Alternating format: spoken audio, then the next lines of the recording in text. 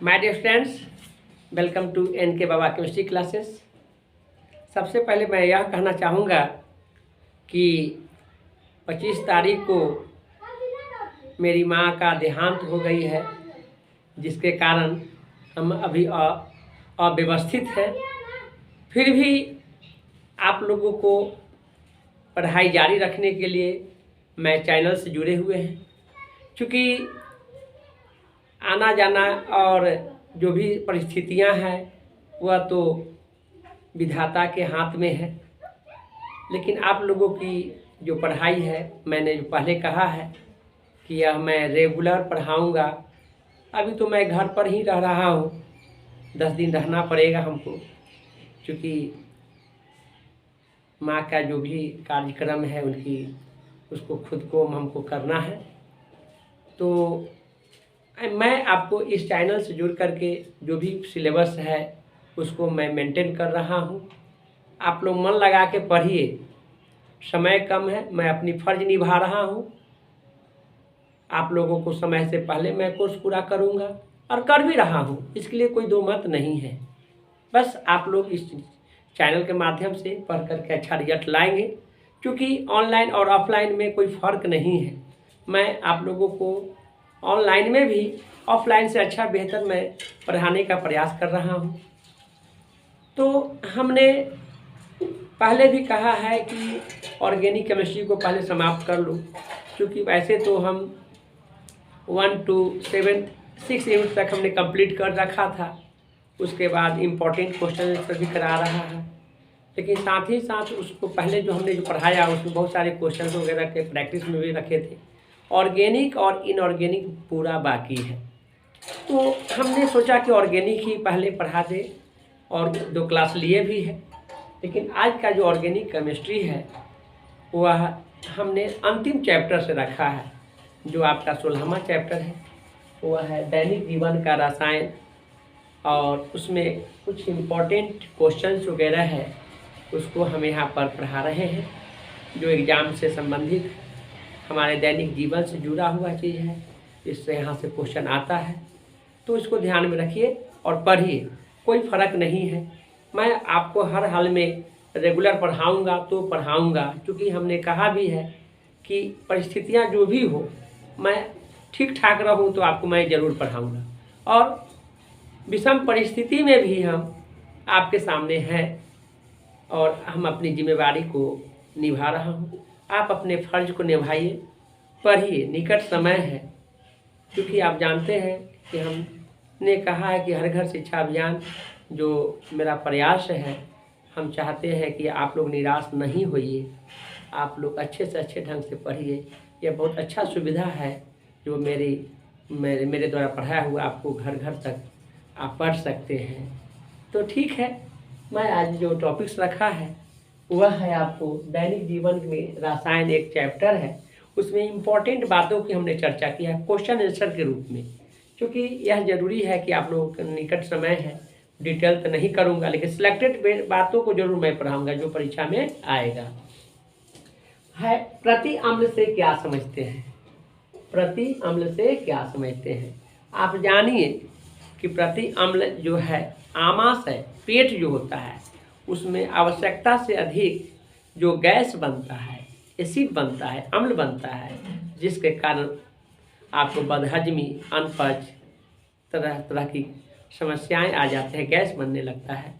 तो उसी को हम उसको निवारण जो होता है, उस औषध को हम क्या करते हैं? प्रति अम्ल कहते हैं। ऐसे तो इसका बहुत सारे डिटेल है, लेकिन उससे यहाँ का कोई काम नहीं है, वहाँ डॉक्टर आपको बनना नहीं है। उसके बारे में मेन पॉइंट को जान कर एग्जामिनेशन में लिखने के बाद, इसलिए हमने बहुत सिंपल ढंग से लिख दिया है कि आमाशय में अम्ल का अत्यधिक उत्पादन उत्तेजना एवं पीड़ा देता है। आमाशय में अम्ल का अत्यधिक उत्पादन क्या देता है? उत्तेजना, कष्ट देता है, पीड़ा देता है। यहाँ तक कि आमाशय में घाव भी हो जाता है, अल्सर जैसा रोग हो जाता है ना। तो उसी को हम क्या कहते हैं? प्रति अम्ल कहते हैं। इसके उपचार में सोडियम बाइकार्बोनेट पहले यूज किया जाता था, एल्युमिनियम हाइड्रोक्साइड भी था, मैग्नीशियम हाइड्रोक्साइड भी है ना। अभी तो मॉडर्न जो आपको है वह हिस्टामिन है,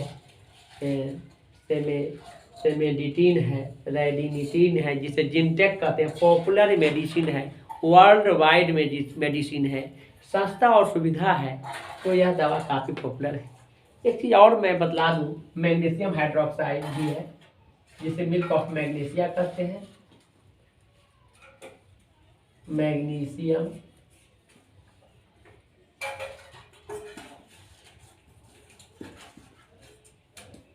हाइड्रोक्साइड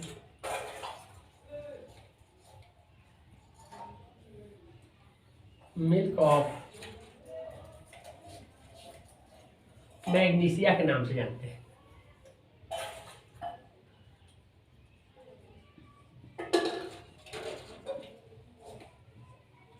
जिसका सूत्र होता है MgOH के होल पर, ध्यान रखें, है ना, यही है। यहाँ से आपको ऑब्जेक्टिव भी पूछ सकता है, चाहे और ऐसे पूछ सकता है कि किन्हीं दो एंटासिड का नाम लिखें, प्रति अम्ल को ही एंटासिड भी कहते हैं, या ऐसे भी पूछ सकता है, या एंटासिड, एंटासिड,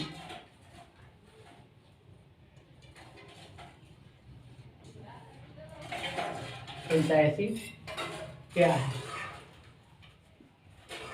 तो यह इंग्लिश नेम है, लेकिन हिंदियों में भी पूछता है, इसलिए ध्यान में रखेंगे। प्रति अम्ल को अंग्रेजी में क्या कहते हैं, एंटासिड कहते हैं। यह पूछेगा कि नहीं दो एंटासिड का नाम लिखें, लिख देंगे 2 नंबर। या पूछेगा कि सबसे मतलब निम्नलिखित में से कौन एंटासिड है, रहेगा जेंटेक और कुछ रहेगा, 4 ऑप्शन से याद रहेगा, तो यही पूछेगा, काफ़ी पॉपुलर भी है ना। ठीक है, तो नेक्स्ट क्वेश्चन है प्रशांतक या ट्रांसक्विलाइजर्स। प्रशांतक एक प्रकार का जो है आपको मस्तिष्क संबंधी, है ना, आपका औषधि है।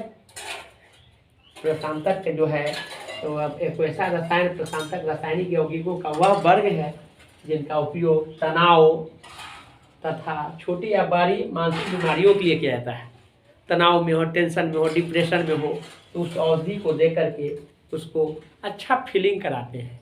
घबराहट दूर होगा, मन की घबराहट दूर है, हड़बड़ाहट नहीं है ना, टेंशन नहीं है, नींद आती है तो अंदर से क्या होता है, अच्छा सुकून महसूस होता है। तो वही औषध को क्या कहते हैं, प्रशांतक कहते हैं। हमने लिखा भी है कि प्रशांतक रासायनिक यौगिकों का वह वर्ग है जिनका उपयोग तनाव तथा छोटी या बड़ी मानसिक बीमारियों में किया जाता है। यह अच्छा होने का भावना को अभिप्रेरित करता है, अंदर से करके चिंता, तनाव, क्षोभ अथवा वेदना से मुक्ति देते हैं। अच्छा है, परीक्षा में पूछता है, अभी पूछे हुए भी क्वेश्चन है। इसमें हमने 2-3 एग्जाम्पल्स दिया है, क्लोरडाइजेपॉक्साइड, मेप्रामेट, इक्वैली, यह सब है आपको तनाव को दूर करने वाला मेडिसिन है। एक बात और मैं कहूँ, व्यवहारिक जीवन में नींद की दवा या तनाव मुक्त करने की ऐसी दवा नहीं लेनी चाहिए। ये बिना डॉक्टर के परामर्श का यह दवा नहीं लेनी चाहिए, बहुत घातक हो सकता है, हार्ट पर इफेक्ट पड़ता है, हार्ट अटैक भी हो सकता है। इस बात को ध्यान में रखनी चाहिए। ऐसे कोई भी मेडिसिन बिना डॉक्टर की सलाह का नहीं लेना चाहिए, यह बहुत बड़ी चीज़ है। उसको जानता है, उसके पास नॉलेज होता है, उसी का तो पैसा लेता है कि कितना मेडिसिन कब और किस परिस्थिति में देना चाहिए, वो डोज भर देता है, जिसके कारण आप जो भी शारीरिक इफेक्ट है उसको वह ठीक करता है मेडिसिन। ठीक है, तो अब है नेक्स्ट है पीड़ाहारी क्या है। हमने यहाँ लिख दिया है पीड़ाहारी क्या है। इसी को हम क्या कहते हैं, एनाल्जेसिक भी कहते हैं। पीड़ाहारी को क्या कहते हैं, एनाल्जेसिक कहते हैं। यह एक तरह का मेडिसिन है, पेन किलर मेडिसिन है, दर्द निवारक औषधि को क्या कहते हैं, पीड़ाहारी कहते हैं। देखते होंगे काफ़ी ज्वार बुखार लग जाता है, तो बुखार ये भी परीक्षा में पूछे हुए हैं, ज्वर कम करना क्या कहलाता है, एंटीपायरेटिक। पूछेगा निम्नलिखित में कौन ज्वर कम करता है, तो एंटीपायरेटिक, है ना। तो यहाँ भी लिख दें उसी बात को, ज्वर कम करना एंटीपायरेटिक कहलाता है।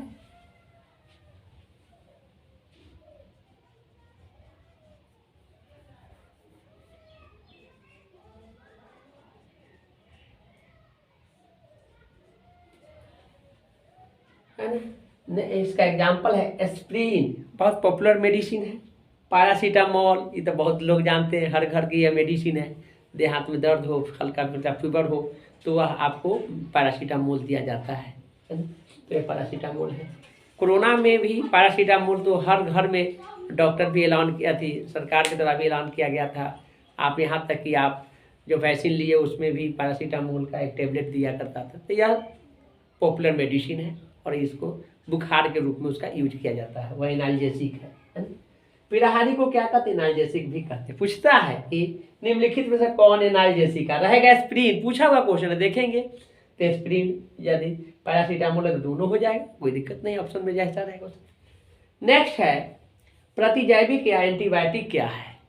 प्रतिजैविक को ही अंग्रेजी में एंटीबायोटिक कहते हैं। प्रतिजैविक कम पॉपुलर है लेकिन एंटीबायोटिक ज़्यादा पॉपुलर। हर घर में लोग जानते हैं कि एंटीबायोटिक है, लेकिन उसी को प्रतिजैविक कहे तो आप लोग नहीं समझ पाते हैं। इंग्लिश वर्ड है तो क्या, लेकिन पॉपुलर है। यह एक ऐसा मेडिसिन है जो किसी भी तरह का बीमारी हो उसमें इसका उपचार में इसको उपयोग किया जाता है। लेकिन एक बात जानिए, बिना डॉक्टर के सलाह का एंटीबायोटिक तो कभी लेना ही नहीं चाहिए, कभी नहीं। यह जो क्विक एक्शन ले, जो अनेक बीमारियों को जल्दी रिलीफ दे, वह मेडिसिन जो होते हैं बहुत खतरनाक होता है। वह हार्ट, लंग्स, लीवर सब डैमेज कर सकता है। जो शरीर का इम्पोर्टेंट जो अंग है, हृदय है, फेफड़ा है, किडनी है, यकृत है, लीवर है, मेंटल ब्रेन है, सबको डैमेज कर सकता है। इसलिए कभी भी भूल से भी बिना डॉक्टर की सलाह का एंटीबायोटिक आप अपने से कभी नहीं खा सकते हैं। यह खाना घातक है, हम स्पष्ट बात कह दिए हैं। यहाँ देखिए लिखे, वैसे औषधि जो मानव तथा जीवों के लिए कम विषैली होने के संक्रमण में उपचार के प्रयुक्त की जाती है तो उसे क्या कहते हैं? एंटीबायोटिक। बड़ी सिंपल भाषा में लिख दिए हैं, बस ज़्यादा कुछ नहीं है। यह पेनिसिलिन है, एमिनोग्लाइकोसाइड है, ऑफ्लॉक्सासिन है, एरिथ्रोमाइसिन है, टेट्रासाइक्लिन है, क्लोराम्फेनिकोल। ये तो कई एक बार ऑब्जेक्टिव में पूछे हुए हैं। टाइफाइड हमने पहला दिन ऑर्गेनिक पढ़ा है, उसमें भी ऑब्जेक्टिव बतलाए हैं। टाइफाइड को ठीक करने के लिए, टाइफाइड बुखार जो आंत में बुखार लगता है उसके लिए कौन सा एंटीबायोटिक यूज होते हैं? क्लोराम्फेनिकोल होते हैं, ध्यान रखेंगे। एक होते हैं संकीर्ण एंटीबायोटिक होते हैं, एक होते हैं स्पेक्ट्रम एंटीबायोटिक। तो ये स्पेक्ट्रम एंटीबायोटिक है। कभी भी बिना डॉक्टर के परामर्श का एंटीबायोटिक नहीं लेना चाहिए। आपको यह क्वेश्चन पूछे हुए भी है, ऐसे ही पूछेगा कि नहीं 5 एंटीबायोटिक का नाम देगा, 5 नंबरिया रहेगा आपको। तो यहाँ 6 लिख दिए हैं आपको, 1 2 3 4 5 1 6। आप याद रखेंगे, क्वेश्चन आता है यहाँ से कम 1 नंबरिया तो जरूर आएगा, वह है क्लोराम्फेनिकोल। इस तरह से इसको याद करने की ज़रूरत है। तो आज हम इतना ही पर इसको छोड़ रहे हैं। इसको बढ़िया से पढ़िए और रेगुलर हम पढ़ाएंगे। कोर्स जल्दी समाप्त करेंगे हम। आज हम 2 नंबरिया 2 मार्क्स के क्वेश्चन को यहाँ ऐड किया है। इसमें ऑब्जेक्टिव क्वेश्चन भी आएगा, जो एग्जाम्पल है उसको याद कर लीजिएगा। कभी कभी तो प्रशांतक, प्रति आम्ल, पीड़ाहारी सब पूछेगा कि सबका 2 उदाहरण दे, तो उदाहरण भी जरूरी है। तो आज के लिए हम इतना ही रखते हैं।